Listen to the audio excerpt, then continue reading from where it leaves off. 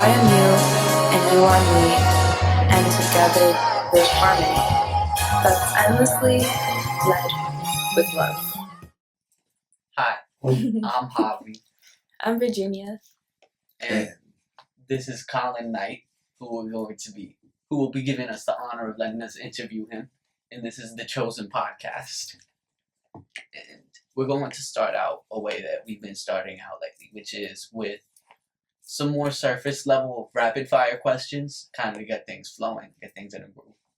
So I'm going to start with in a sentence or two, how would you describe your Boston? That's a great question. My Boston is multicultural. My Boston is Black culture. It's community. It's togetherness. It's also deep in a sense where there's also a lot of racial tension that exists and historically has existed. And I'll stop there because you just said a sentence. Bouncing off of that, like, what's one thing that you would say you love the most about Boston to somebody who's like never been to Boston ever? Oh, well, and I'm super biased. I'm going to say the neighborhood of Roxbury. It's where all the history and Black culture exists, where it lies. And so, yeah, I would just say my neighborhood where I grew up from or grew up in, I have a tremendous amount of pride for that neighborhood. And so I'm saying that because I feel like a lot of people that come to Boston don't know anything about Roxbury or that neighborhood even exists at all, unless they know a little bit about history. And so, yeah, I would say Roxbury. Yeah. I'm gonna pull it a big step back in terms of quality of question. What's your favorite color? I'm gonna go with midnight blue. Yeah. Like that shirt? Something like yeah, that? kind of like that because it looks black, but then in certain light, like you can see that it's blue. So I think between navy blue and midnight blue is for me. Yeah. Yeah, I guess we could just ask, like, what's your favorite Black film? And there are so many. There's a and lot. I could pick one that like is politically correct, but I'm gonna say Harlem Nights is my favorite Black film. And if you guys haven't seen it, I would suggest that you watch it. It's got all of the greatest comics to ever do it in that movie. So, what is your favorite food? Man, I'm gonna say lobster is my favorite food. Yeah, I'm a New England guy, so I'm lobster. Oh, definitely the tail. Yes, definitely. All the way. Good answer. Good answer. Nah, definitely the tail. It's got the most meat, so you know. Yeah. Okay, I'm gonna try it out. Yeah, for sure. No, it's an incredible restaurant. You know, BIPOC owned, and you know, we think about food from the African diaspora. Like, it's pretty incredible. It's in a historical building in our community in Upham's Corner, and to see business of color thriving in that way, and finalists for the James Beard Award, which is like one of the top awards for restaurants, is pretty incredible that people are recognizing them like all over the country and even the world through the New York Times. And so, yeah, really proud of everything they're doing. I know we had a little side conversation where like that's the last one, but I have another one I need to ask. Yeah. In this moment alone, so it doesn't have to be you 2 hours from now or 2 hours ago. Who's your favorite musical artist, favorite musician? I think it's also a really tough question too. I like a lot of different genres of music. And this might even be cliche, but I'm gonna say right now in this moment, I think that that Kendrick Lamar is probably one of the most influential artists like of this time now. Definitely. Having a rapper win the Pulitzer Prize, which is like mostly like dedicated for, you know, people like Martin Luther King Jr. or Reverend Dr. Martin Luther King Jr. To have a hip hop artist win that for an album is pretty incredible. And I need to. I'm gonna say, and they're two LA dudes. I would say Nipsey Hussle, and I would also say Kendrick Lamar, like my two. And Nipsey because of not so much for his skills as an MC, but his dreams and what he was laying out for What he his stood community. Mhm. Yeah, he was a real behind the scenes what he was doing for his Mm-hmm. community when we're talking about tech and the things that he wanted to build and how he was working with people throughout the city to make things better for his community before his unfortunate passing. I think for me is pretty incredible. So both of those MCs, and not so much for their lyrics per se, but for the things that they were doing outside of their craft. It's great. And I mean, Kendrick's a cliche for a reason. He is one of the best to ever do it. Mhm. Yeah, I mean, and considering like how popular he is now, I think that that's like an easy answer. It's now Yeah. gotten. Saying Kendrick Lamar in 2012 is not saying Kendrick Lamar in 2024. No, it's definitely not. But even in 2012 with his mixtapes, I think he proved that he was on his He's way, always, even though he wasn't like one of the top MCs at that time. And that's also the reason why I respect his journey. He didn't take any shortcuts. He did everything he needed to do to build up to where he is today. So a lot of respect for that. On a segue away from the rapid fire, which we kind of already got to. Yeah. I have a question and then a follow-up question that is 99% going to be directly related to the answer. Okay. Very simply, what inspires you to do the work you do? It's a great question. It's community. Just whatever I can do within my work to support community, I think is what drives me and what influences me to keep going every day.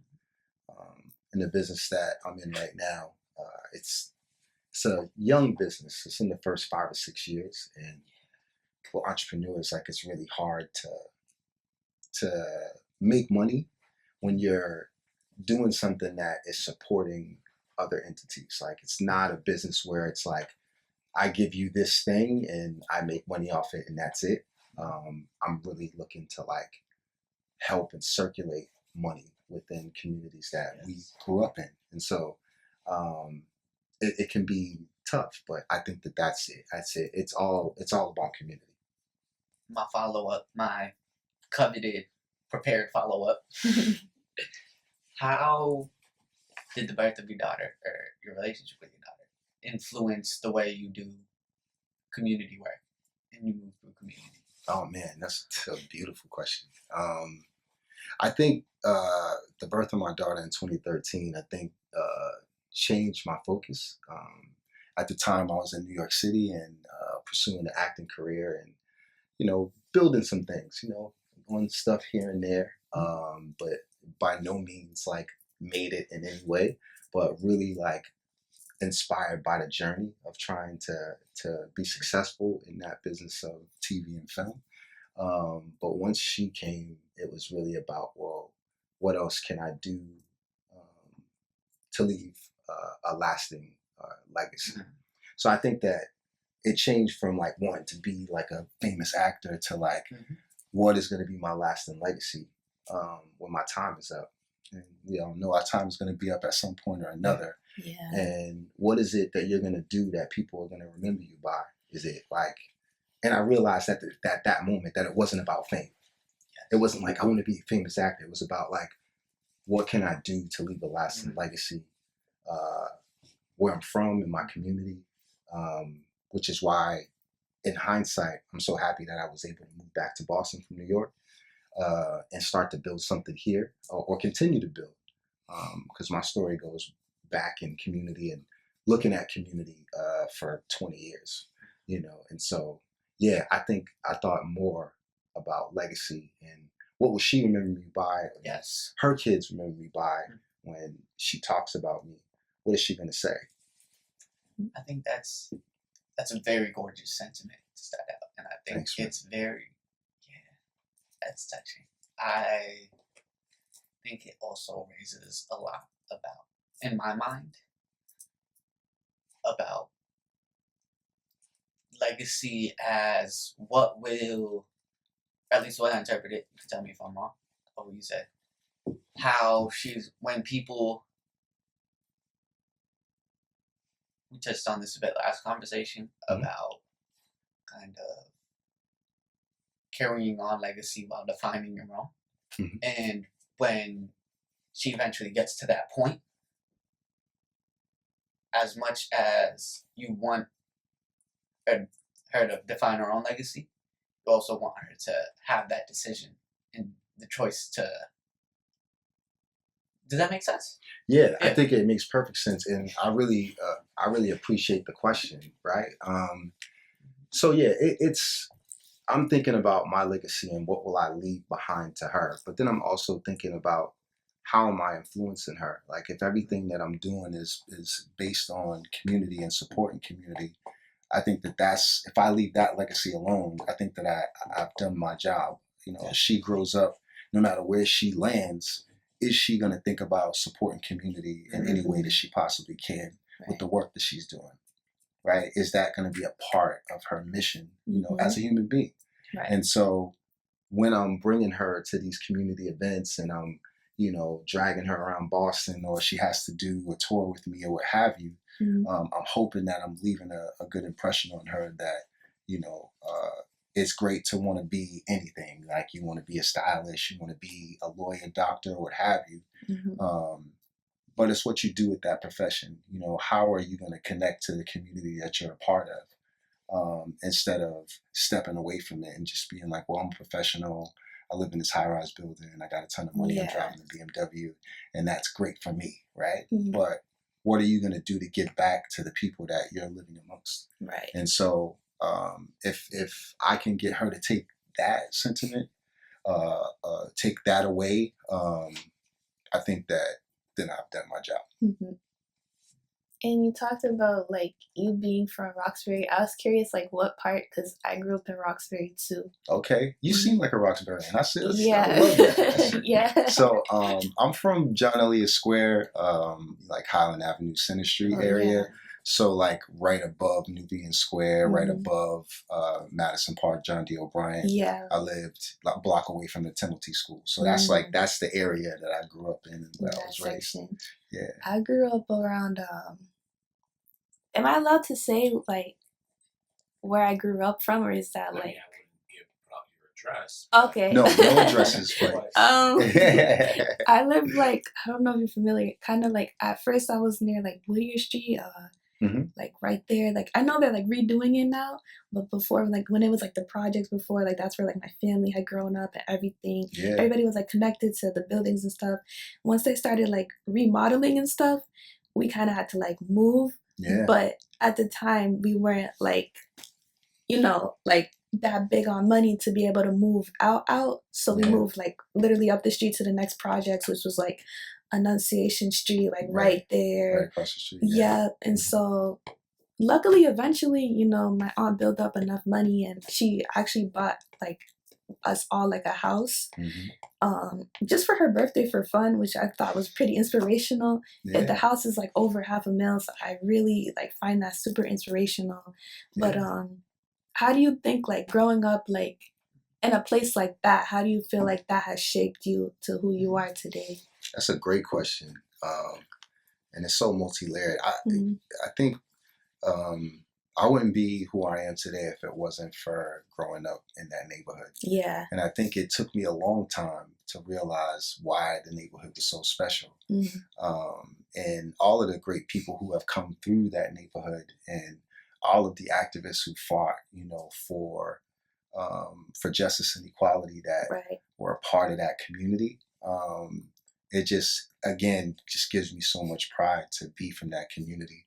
And you bring up, you know, something that we're really trying to deal with, which is people being displaced. Right? Yeah. And, you know, you're speaking to gentrification and people being moved out of the community that they grew up in, that they call home. Right. And it's one of the things that I'm trying to bring attention to through the work that I do, by showing people who are not from these communities, like how people are being displaced and like how buildings are being knocked down, and that yes, some of those people might be able to move back, but the reality of it is they're all not going to be able to move back, right? And so while the narrative is like, oh no, like we're gonna tear this down, but then we're gonna build it up, and like all of these people can get moved back. I don't think that's necessarily true.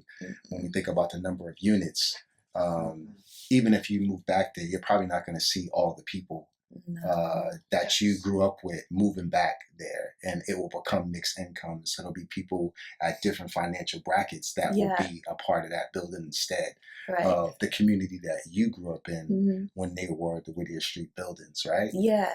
And so just kind of bringing that to people's attention that as a community member, I'm aware of that, and that I know that that's happening, and that I'm figuring out in my own way how to do something about it, even if it's just me speaking on it and bringing attention to it. Because, like you said, Roxbury looks a lot different than what it looked like even when you were 9 years old, right? And it feels the same to me now that I'm really old. I ain't gonna say old, but that I'm really old now. This community has changed so much, and I think the biggest thing for me is trying to preserve the history and the culture of it, even though the neighborhood is changing, right? And the way to do that is to be able to tell stories and to kind of know your history, right? And be able to talk to people about that, and to help people envision what our community was. Because to be honest, it's not going to ever be the same again.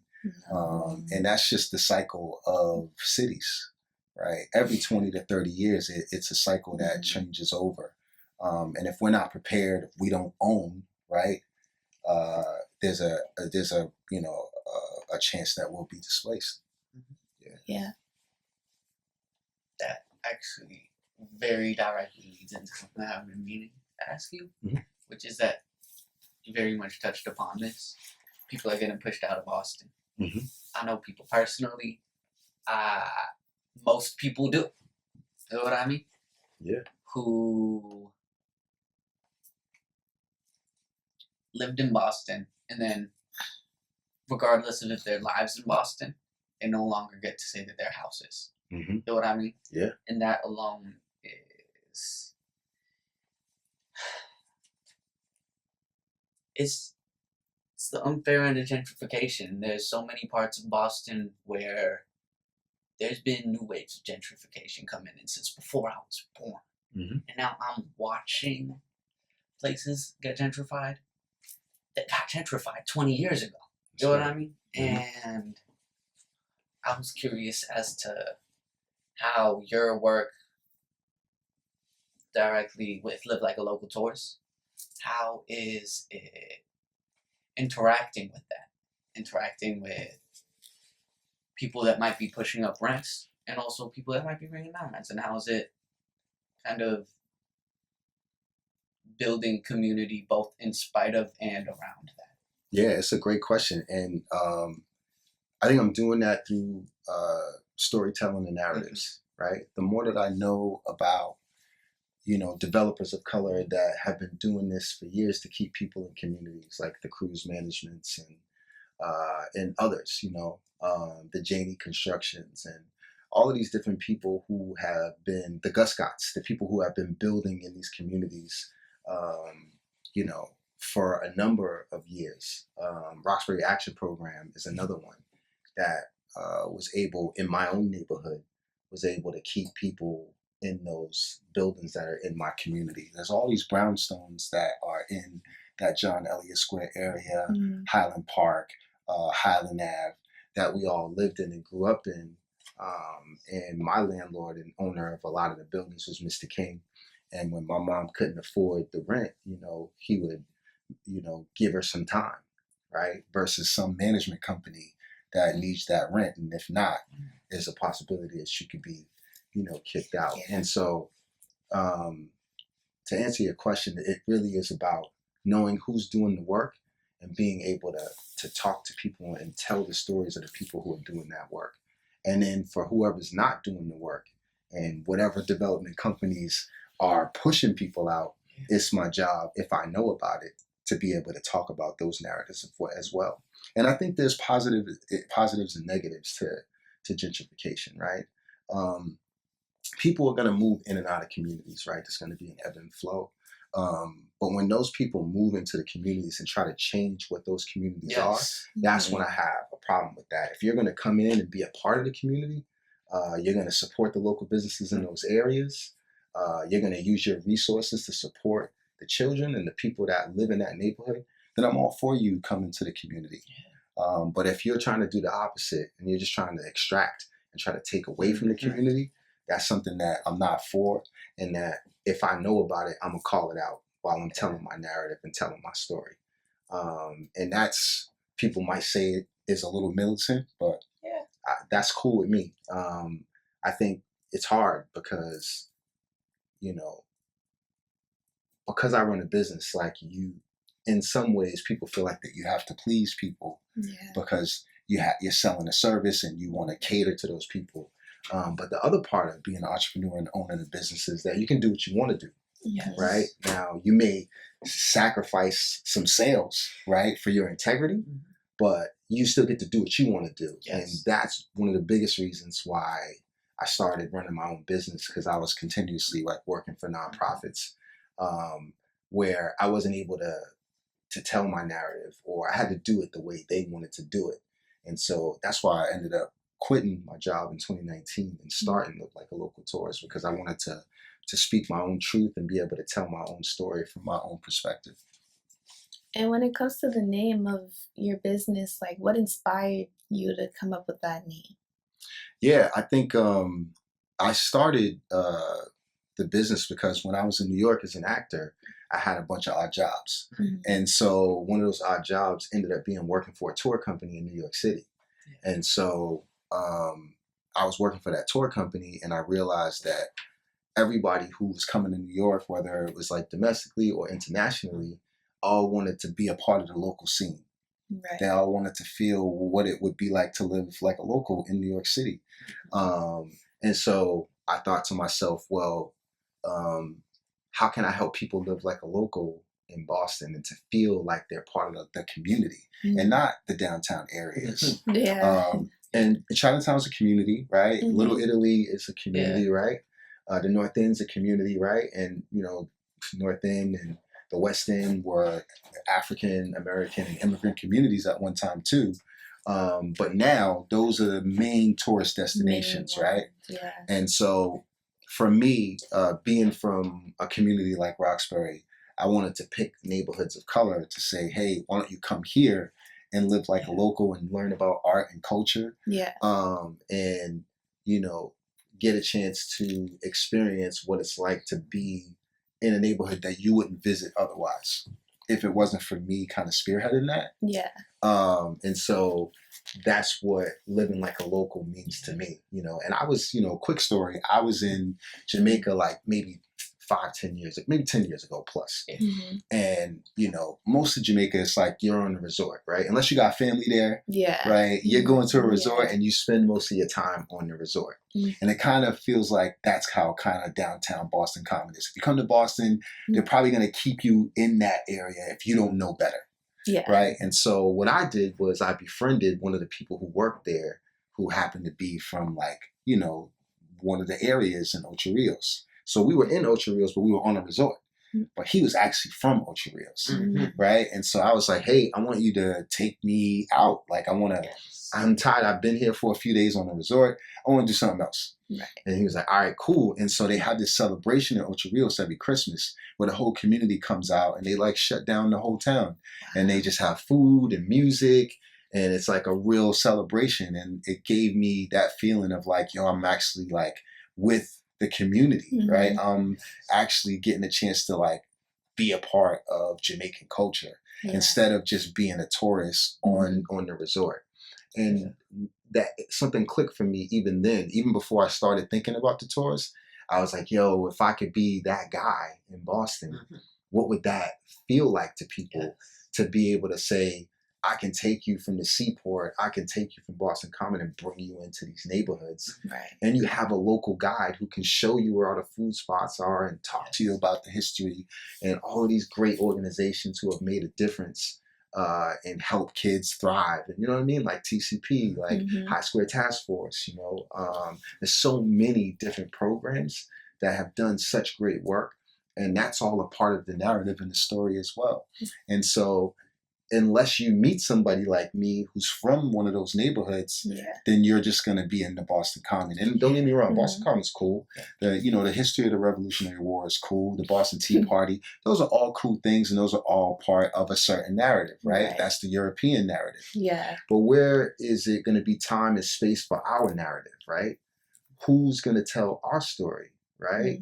And that's what I want to build. And I want for young people to be able to tell their story from their experience too. Like my story is my story, but there are all these young kids that come from all of these different communities that will be able to do a tour and host a tour and talk about what matters to them. And so eventually, 5-10 years down the line, that's what I'm hoping to do. And I think the biggest tool is for any young person is to know their history of the community and the space that they grew up in. It's really important, because if you don't know your history, how can you preserve it?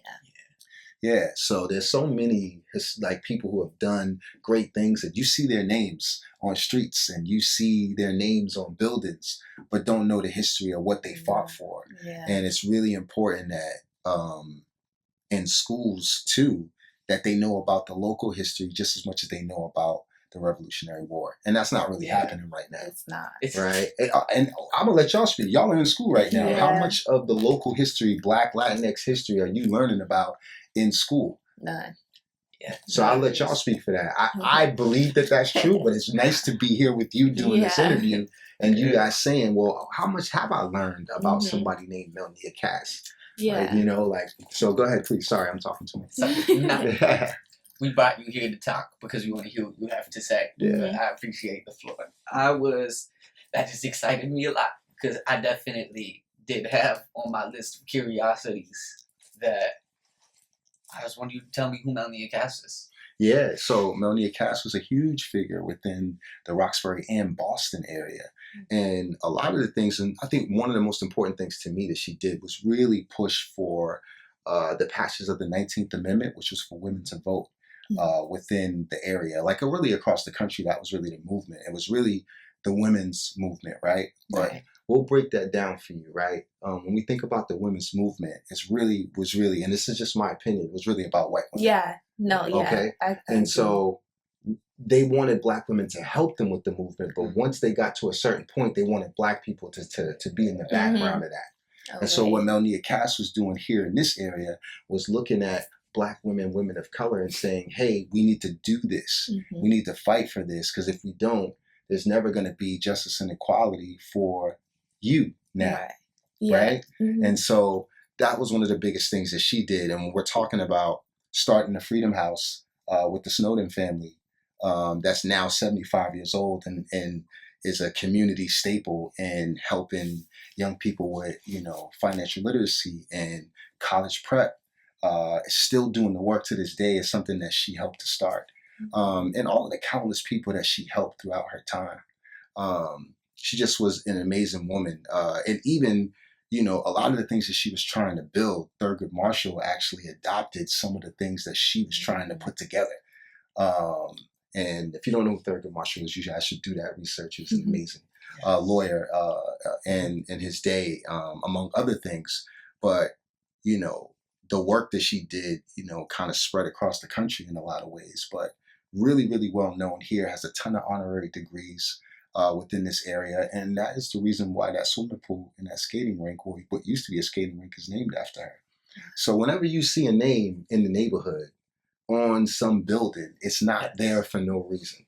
It's called that for a reason. It's because of the work that person has done, right? And so she did a number of things, but those are some of the things that stick out to me. And it's the reason why that main, throughway to get in and out of Roxbury exists, and it's named after her. Thank you for educating me on that.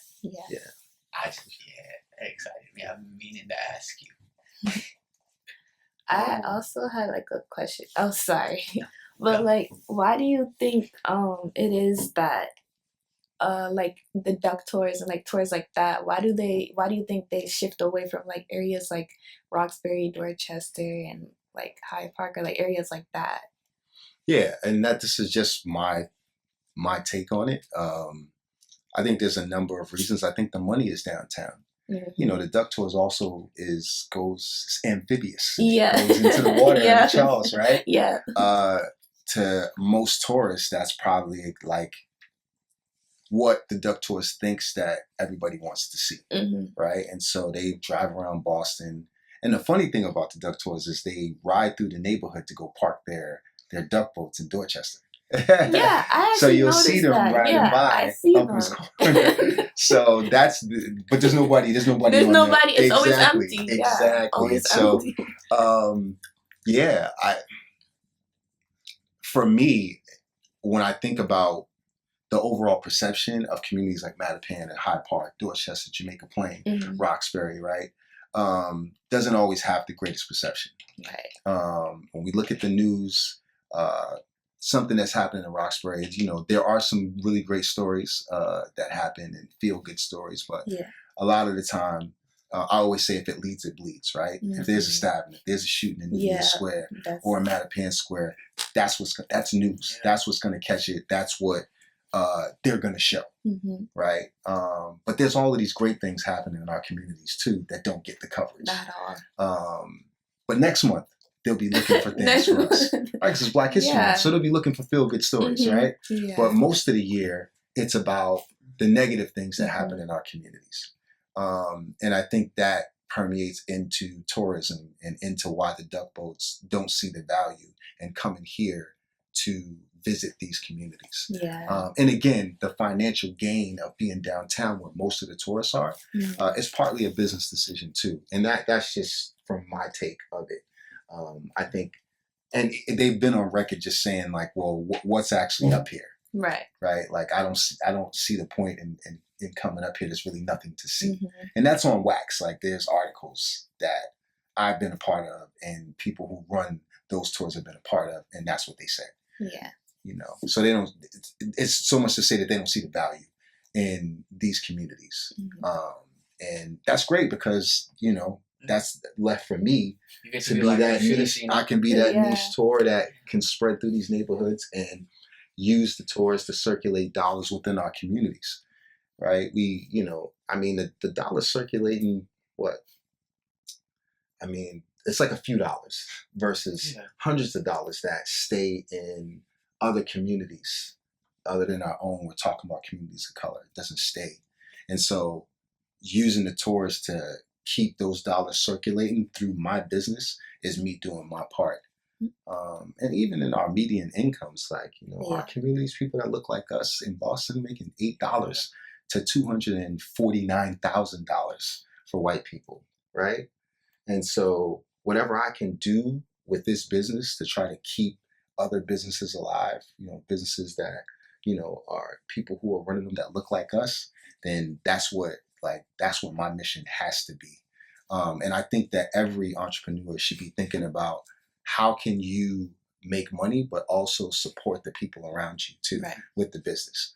I'm not saying that you shouldn't make a really great product that you can sell to everybody, but if you're going to do that, how can you take some of those proceeds and give it back to the community? Right? I'm not saying don't get rich, don't become a billionaire, but I'm saying how do you give some of that money back and make a difference? That's what being a real human being, I think, is really about. It's just trying to figure out like how you can help others. And it's really the reason why I'm not making a ton of money doing this, because I'm constantly thinking about how I can help other people. And I don't always get that back in return. So. I mean, I'd say to build off what you said, maybe don't become a billionaire. But that's not to say don't amass the resources in which you could. But the importance is the spread of, and this is me kind of basically just summarizing what you said. But you know, and what I'll say to that too is, and I've gotten some really great advice from people who are doing really well. It's like, I see what you're doing, right? But you can't even feed your family. And here you are giving everything you got to everybody else. And what are you getting in return? And so there is something to be said with establishing yourself first before then you going out and trying to give back. Make sure that you're solid, your family's solid first, and then go out and give back.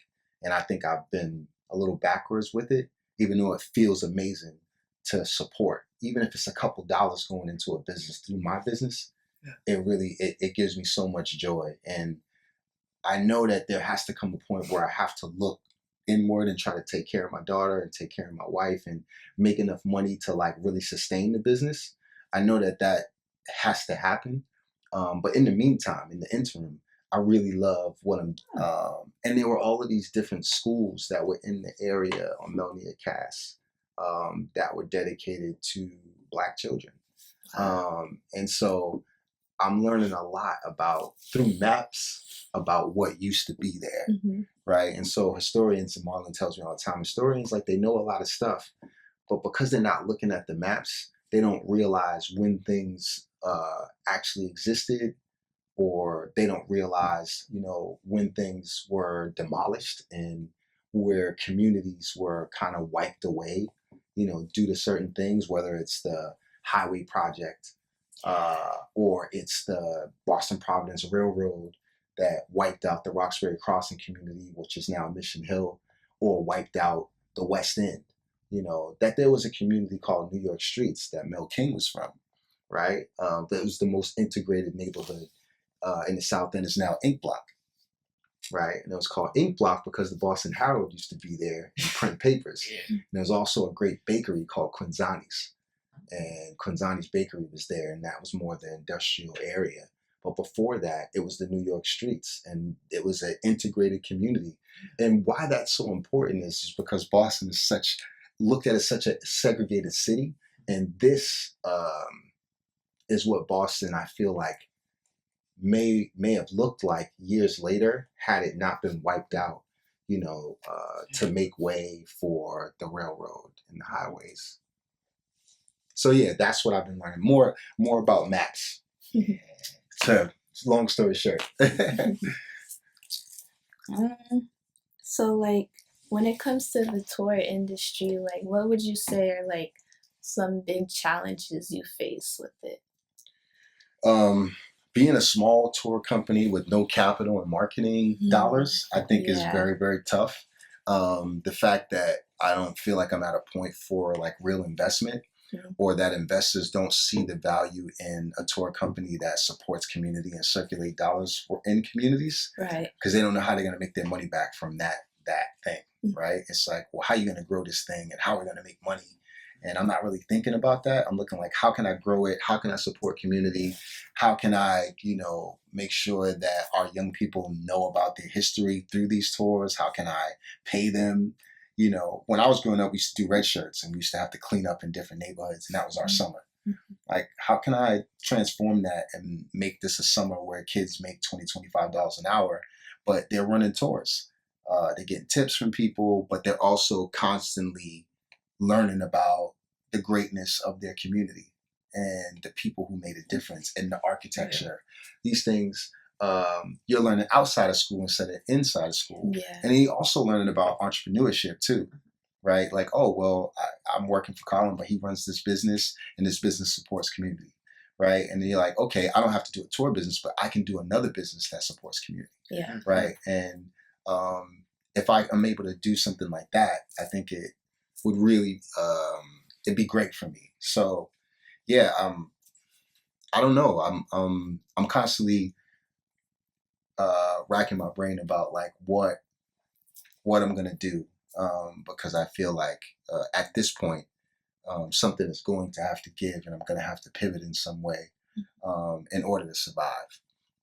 But yeah, it's marketing dollars, it's capital, it's staffing, it's a team, right? Where I have an assistant, and I have people helping me kind of bring in my visions to life. Aside from tours, what are some other events and things that I can throw for the community? Well, who's going to be in that marketing department? Who's going to be in that development department where I can come into the office and say, I want to do this great thing with local artists, and I want it to be at the museum. I don't want to have to do it all, right? I don't want to have to be the one to call everybody and do everything. And I have to get to a point where I can afford to pay a team to help me bring my visions to fruition, right? And so I think that those are the things that now I'm kind of like focused on and trying to figure out how do I take these visions out of my head and putting them on paper and being able to show numbers and projections Yeah. of like from now 2025, where is this business in 2035? Investors want to see that. And so if I can get to a point where I can show what it's projected to do and where it's projected to go and how it can make money, then I can go to investors and say, hey, you can make money off of this, but then you can also support community too. Right. And we can put dollars in the community, but then I can also put dollars in your pocket through tourism of different neighborhoods, specifically in communities of color. Yeah. I love that. And that kind of answered it, but I was curious if you have anything more to expand on that or anything more in detail. Very simply put, what's your next steps? Next steps is thinking about how to scale it. You know, I've already have the proof of concept. Like people know that it's a great tour. People know that it works. People understand that there are institutions in our communities like hospitals and colleges that surround you. Grew up Winter Street, right? Who's right next to you? Literally, like Northeastern, right? Emmanuel College, Simmons College, Emerson College is down the street, right? We got Wentworth right around the corner. Literally right there. So all of these institutions, it needs to be a contract with them where all of their students, specifically their freshman students who are coming in, to actually know the community they serve. Yeah. So pediatrician residents and residents that work in Harvard School of Public Health, dentistry, the medical school, Children's Hospital. These people are coming from all over the country and sometimes the world. They don't know anything about the community that they're supposed to be serving, right? And so I was talking with a friend, and he is a surgeon. He's a breast cancer surgeon. He's an incredible, amazing guy. We're talking the other day, and he was like, hey, you could just focus on the hospitals. And it's about knowing the community you serve. There's all of these different departments. You should have a contract with all of them. Yeah. And that could be, I could just be doing tours all the time because every single person that works in the healthcare industry in Boston that comes from outside of the city and they're working within the Roxbury area, even if you call it Mission Hill, even if you call it, the Fins, Roxbury is a part of all of that, right? Even though they try to make it a different area. They're serving a lot of our community members, but they don't know anything about us. At all. So if you take an 1.5 hour tour and I'm teaching you about the community, I'm saying, hey, you should be a part of this community. Hey, you're looking for a place to live. You don't have to live in Back Bay. You can live here, right? It would help you. And I always tell healthcare providers, I say, hey, when you're a pediatrician and this young Black girl comes in with her daughter, right? And you know about tropical foods and you say, hey, I was at Tropical, whatever. These are you know about Tropical? Oh, cool. Now here's a connection, right? Because they're like, oh, you actually been to where I grew up and where I'm from. You know Instead of you not knowing about any of it and you just working where you work and going back to wherever you go back to, you don't have any way to connect with them because you don't know anything about their community. So that alone. And so what he said was, that's not just a problem in Boston. It's a problem in Chicago. It's a problem in Baltimore. There are some of the best institutions all over the country where we could then build tours around those institutions because all those institutions are surrounded around neighborhoods of color. Yeah. And so if that's the case, then they all need to know about it. So where's the next me in Chicago and Baltimore that knows and loves their community and is able to do that tour and then hire other young people to do those tours? Exactly. And so he even named it. It's called Care Like a Local. Nobody take that. It's called Care Like a Local. And so it's about healthcare, health equity, right? And community engagement. And he's like, you could do that all over the country and just hire people to do that work. Because there's ambassadors like me in every city. And so just that healthcare, health equity piece right there could be a national thing, right? And not to mention all of the schools and colleges and the freshmen and, like that. So right now I'm touching on all of those, but it's just me. And I can only do so much. Right. And so how do we grow and scale this? And I think that that's the next step for Look Like a Local. That is incredibly thought out. And that's a really great answer. I think what speaks to me about that in my personal experience is that I'll meet a lot of people who are college freshmen, college sophomores, who are not from Boston. And I'll talk to them and I'll be very open, like, be straight up with me. How do you feel about Boston? And one time I was out with this person, college freshman, who had just been in Boston for maybe half a year. You know what I mean? And we were talking, and basically I was like, "How are you feeling about Boston?" Be very straight up with me. And she was like, "Honestly, I don't like it. Everybody's white." And I was like, "You're not." But I asked her where she'd been, and she said she hadn't been further than Back Bay towards the Forest Hills end of the Orange Line. You know what I mean? She hadn't passed downtown crossing on the Red Line. Yeah. It's like I think that can be a resource, not only in terms of introducing people. I think that can be a resource that can bring people who are in Boston and are searching for community but aren't finding it. I think that's also a way that it can help a lot of people. There's a lot of college freshmen that aren't necessarily like transplants that are coming and detached. Yeah. But that are willingly detached. There's some that don't want to be. You know what I mean? And I think it brings a lot of hope to me that there's a resource for that. Yeah, that you no. can come and be like, this is the reality of Boston. And I really appreciate that the two of you actually see that, right? And you guys are in high school. And there are people who are working at the top of corporations that don't see the value in that. There are people that are running these colleges and universities that don't see the value in what that means for a Northeastern student to spend 3 years on campus but never go to Nubian Square. Yeah, and it's right there. How is that possible?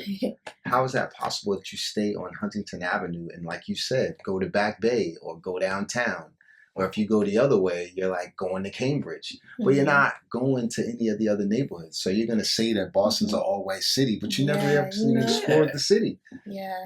Like, and so you bring up a great point, and like, and when you're ready, you know, you can. I want you to work for me, you know, and really try to help young people, you know, these young students understand why it's so important to advocate for a company like this. To their professors and to their administrators, because it really does bring a lot of value to students, whether they're pediatrician residents or they're first year students at Northeastern, to take a tour. They don't have to like it. I'm not interested in you saying, "Oh, the Nubian Square tour was the greatest thing ever." It's just for you to have the knowledge. Right. To say, "Oh yeah, I did. I went to Nubian Square and actually there's some great food there. I learned about all this history. I understand what's happening in the community. I understand what the institution that I'm working for is doing to the community, right? And I understand some of the great things they're doing to give back as well. Yeah. Whether they're doing it because they have to, or they're doing it because they need to, or because they want to. Like I said, there's always a flip side. So it's not all bad, and it's definitely not all good." Yeah. Yeah, and that also kind of like brings up a point too. There's a lot of people like who haven't been to like Boston at all before, who will like be at Northeastern and then just like go straight home after this, like go on the commuter rail or something like that.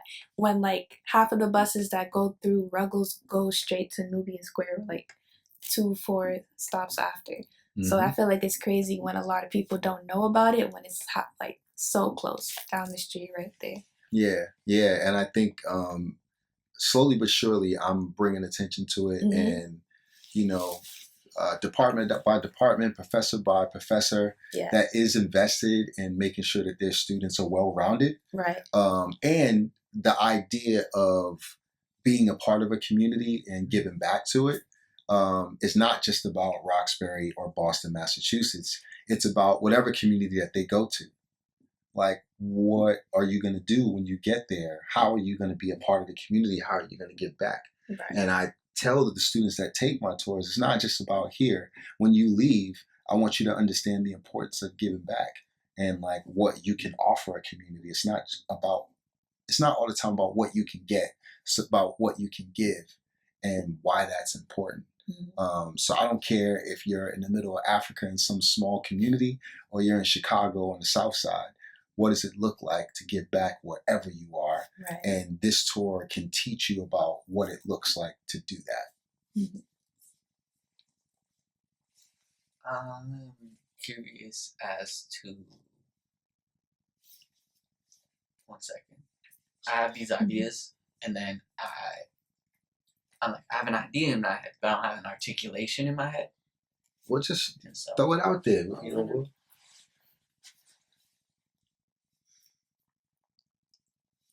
for people who are from Boston and part of Boston, what advice would you give them? Anybody, but particularly Black and Latinx people who want to, maybe they don't want to make a tour, but they want to make something. They want to make a community staple in Boston. They want to make a cornerstone. Yeah. How would you advise them? I love that question. And I would say, first, what do you know about the fabric of your community? What do you know about the history of your community?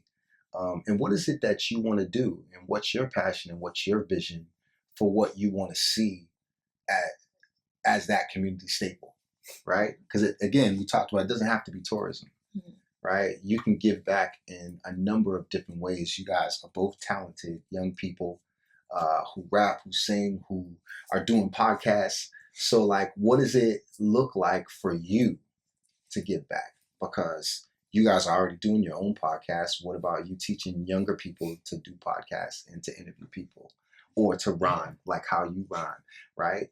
You putting together your own music program, you doing something that you love, but then giving back by creating this program and getting community members to help you with that, to help you fund that, right?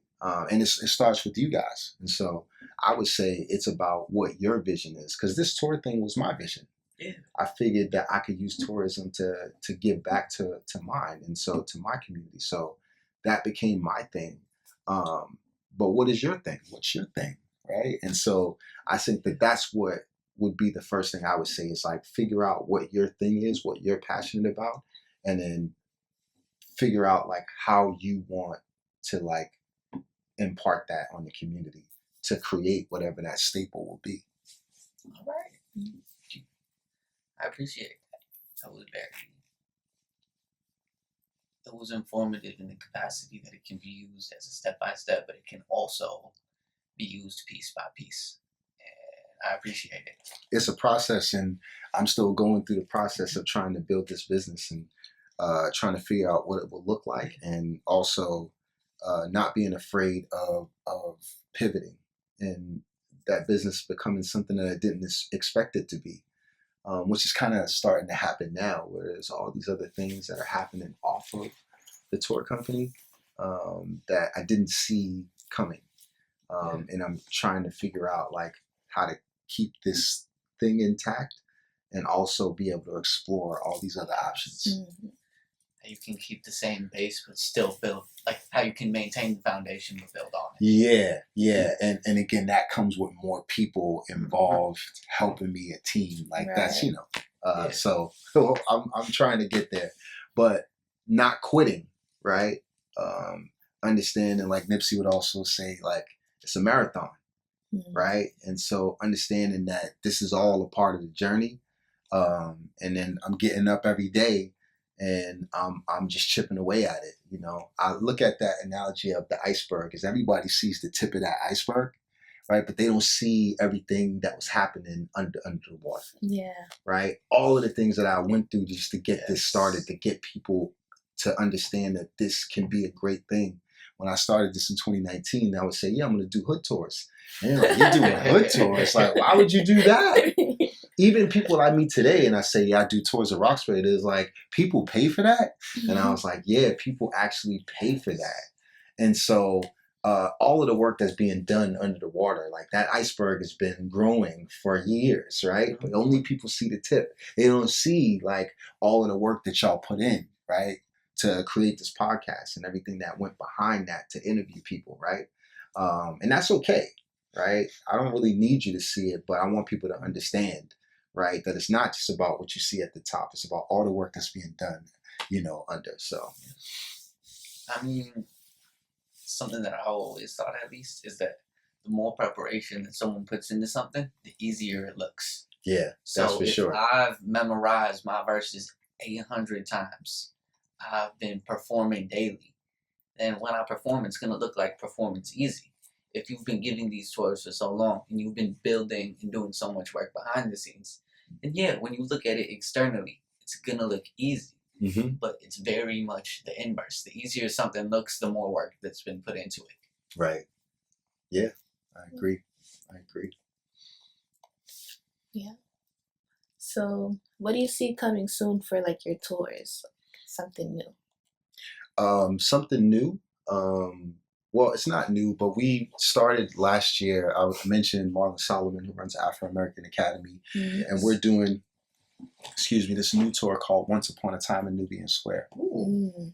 And so what it is the work that he does is around redlining, right? And so redlining communities is, saying, okay, these communities are not the greatest to live in. And then you have blue and yellow and green, and these are like the better communities to live in. Mm-hmm. They did that to us in Mattapan and Dorchester and Roxbury as things started to change, right? And so he's kind of like really educating people about those neighborhoods. Mm. And that's all through the maps that I was talking that I just had kind of been learning about. Right. So we're going to do like the South End, Lower Roxbury, and parts of Nubian Square.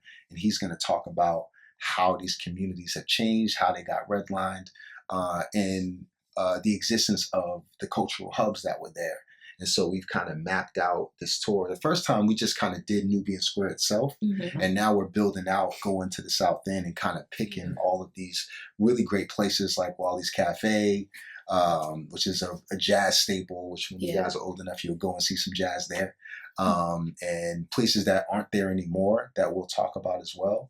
And different historical spots that we're going to cover.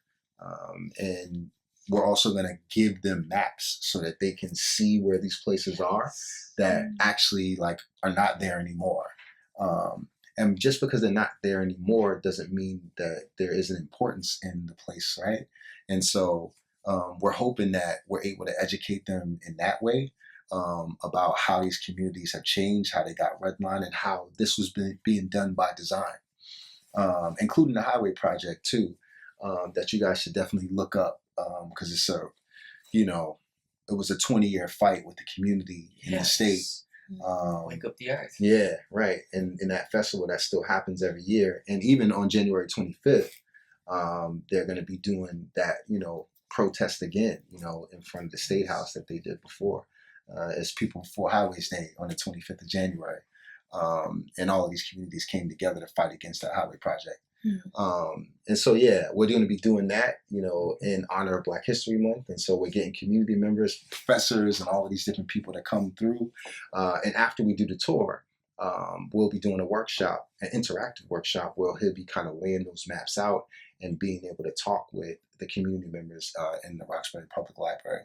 And we'll also be, supporting the local business. There's a new restaurant called Soul and Shamet on Shamet Avenue. It's got some great soul food. Wow. And it's so, hard to find good soul food in Boston. Yeah, don't say that. There's some great soul food spots. There's some incredible soul food spots. It's not.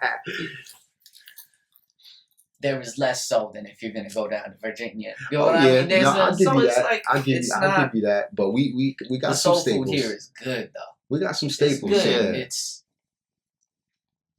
not what's put out, which I guess is kind of the whole sentiment. And then when you think about the Great Escape, we talk about the Great Migration, but we're calling it the Great Escape because people were escaping from racism, from sometimes being killed if they stay, right? So we're calling it the Great Escape, right? And so these people that are here now, a lot of them are Southerners, like their ancestors, and they're from the South, and so. Bob the Chef was a huge staple that's now Daryl's Corner Kitchen and Bar. That's on Columbus Ave. But those were Southerners who came up here and they started that soul food restaurant. So there are tons of people from the South that still have restaurants and stuff. And so, so we're going to support them because they just opened up. And we want to do what we can to highlight them. So, we've used our grant money to support them, and they're going to cater it. So people will get, and it's free to the community. So we got about 24 spots. It's free to the community. And we're going to, try to do what we can to educate them and do this kind of niche tour that hasn't really been done before, and survey the community in a different way. And so we're really hoping that it goes well, and we're hoping to do it every year. We're actually hoping to do multiple tours and kind of push corporate America, or corporate Boston, right, to pay for these tours,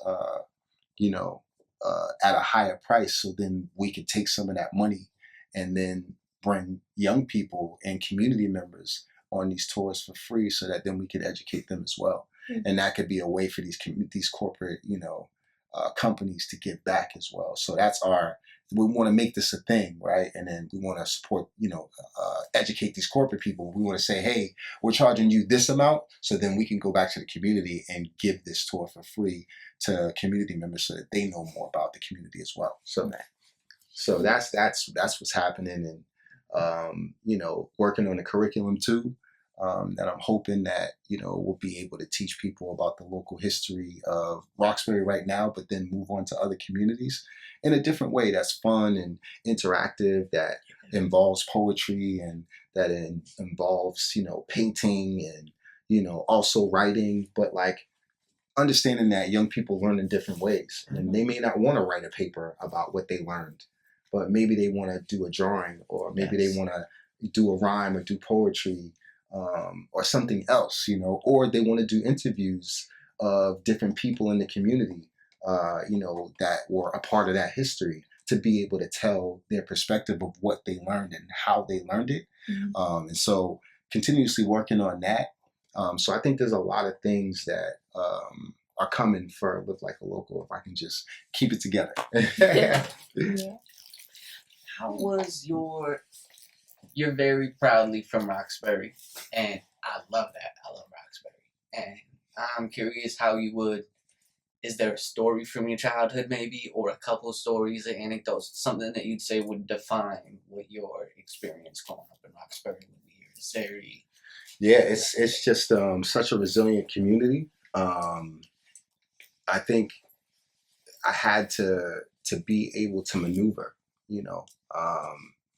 and to adjust, to stay out of trouble. Yeah. That was, tough for me too, growing up in that community, and you could easily become a part of the gang culture, and I credit my mom for, keeping me into extracurricular activities, and making sure that I saw other things, so that I didn't feel like that's what I needed to do, because I didn't see anything else. So because of her, I was able to see other things, and to be into arts and theater, and to play basketball, and to go to different schools because of those skills.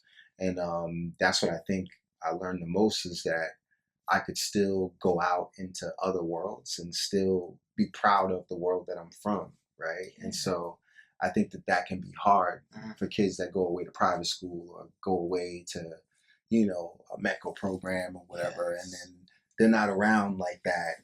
And it's hard to really engage with their community. And so being on both sides of that, being able to take that in both ways, enjoy my neighborhood friends, but also be able to make new friends that are from different cultures and different places. It made me a more worldly person. And so I can appreciate that. But Roxbury molded me into the person that I am today. And, when I think about this community, because we're in Roxbury right now, even though we're on Northeastern's campus. I just, I can't think of imagining being from another place ever. So, I'm just, super biased. And I love all the other communities, and, love going to all of the other communities, but there's nothing like this neighborhood. When I think about its history and its culture, and I think people do get on me about that. Like, why you didn't go to Hyde Park? You didn't go to none of these other places. And I'm like, all right, once I get able to build out, I'm definitely going to Mattapan and Hyde Park, to explore that history too. It's just about being one person and figuring out how to best expand. So. Your and Live Like a Local's kind of basis is food, culture, and history. Mhm. And so I was curious, and I'm not throwing a trap question out there. I'm not asking you to name like specific establishments, but is there a food or a couple foods or a couple culturally defining elements or historical elements that you would put out to someone who was like, basically, can you define Boston to someone, your definition of Boston in those categories? Yeah, I'm gonna say, you go to Hyde Park, then you need to try some Haitian food. You go to Mattapan, you need to try some Haitian food and some Caribbean food. Yes.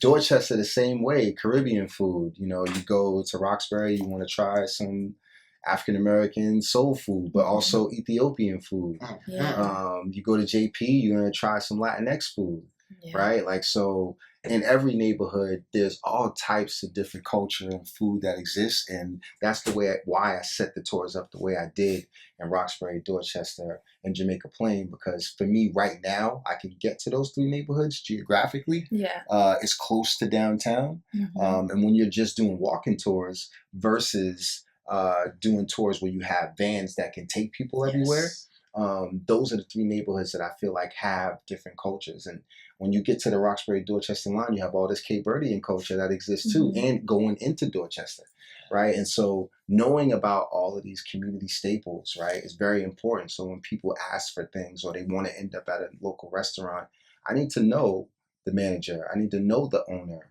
I need to know what type of food it is, and be familiar with the menu so that I can say, hey, these are the things that are on this menu.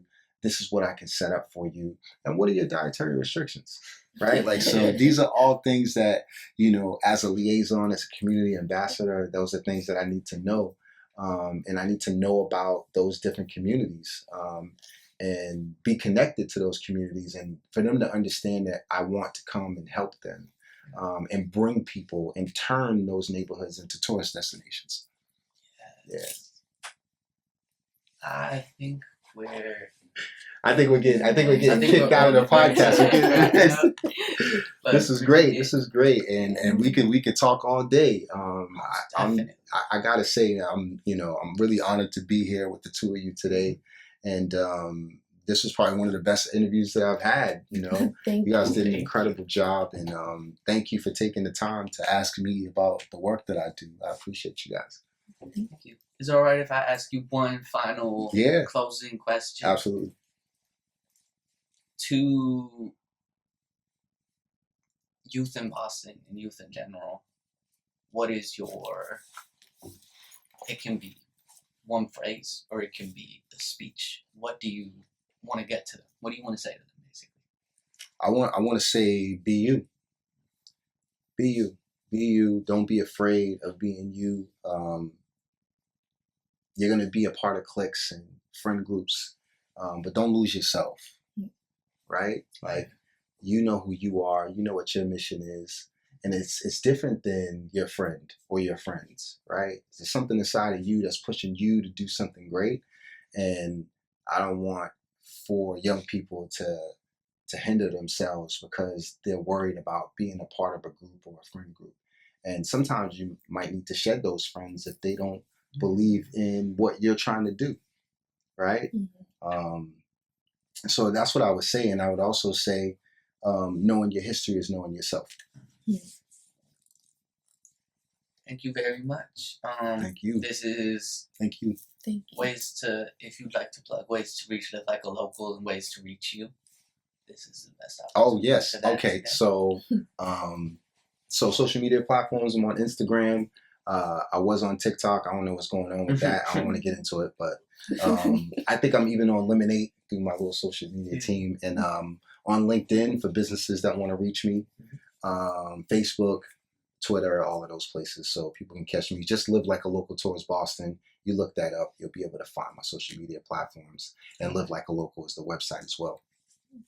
Thank you. Thank you so much for coming. You have anything you'd like to add? No. Thank you, Collin. Thank you, Boston. Good night.